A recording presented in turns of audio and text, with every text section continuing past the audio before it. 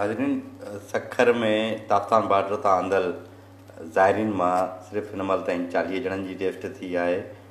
उन्हनि मां 13 ॼणनि खे कोरोना वायरस जो जेका टेस्ट आई आहे उहा पॉज़िटिव आई आहे। हिन मतिलबु त 13 माण्हुनि खे तफ़सील थी आहे त कोरोना वायरस जी बीमारी आहे। पर हिन महिल ताईं जेके उतां अंदाज़नि 300 माण्हू आंदल आहिनि जेके ईरान मां मोटिया, 300 मां बाक़ियुनि जी 260 माण्हुनि जी टेस्ट रहियल आहे। सो 40 मां 13 माण्हुनि जी टेस्ट खे ॾिसंदे लॻे थो त जेके 300 माण्हू आहिनि त घटि में घटि उन्हनि मां ख़दशो आहे त 100 माण्हुनि खे थी सघे थी कोरोना वायरस हुजे। माना ईअं चई सघूं था त असां सखर में कोरोना वायरस दाख़िल थी वई आहे।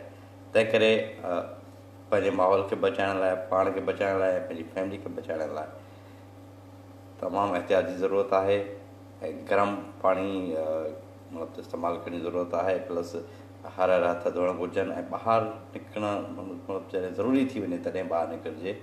ऐं एहतियातनि मां त इहो बि चवंदुसि त घरनि में सामान स्टॉक करे रखिजे जीअं ॿाहिरि निकिरण जी ज़रूरत तमामु घटि पए। सो तमामु ज़रूरी थी पियो आहे त पंहिंजे माहौल खे बचाइजे ऐं मास्क कोशिशि कजे त ज़रूरी इस्तेमालु कजे। ऐं जेके मास्क नथो मिले, बाज़ार में महांगा थी वञनि था या को ॿियो इशू आहे या ख़रीदारी ॾाढो मुश्किल आहे त को मसइलो न आहे। हीउ कपिड़े सां बि पाण खे बचाए सघिजे थो। को सुठो साफ़ु कपिड़ो ॾिसी करे उहो बि मौक़े ॿधी सघिजे थो। बिल्कुलु अहिड़ी रीति।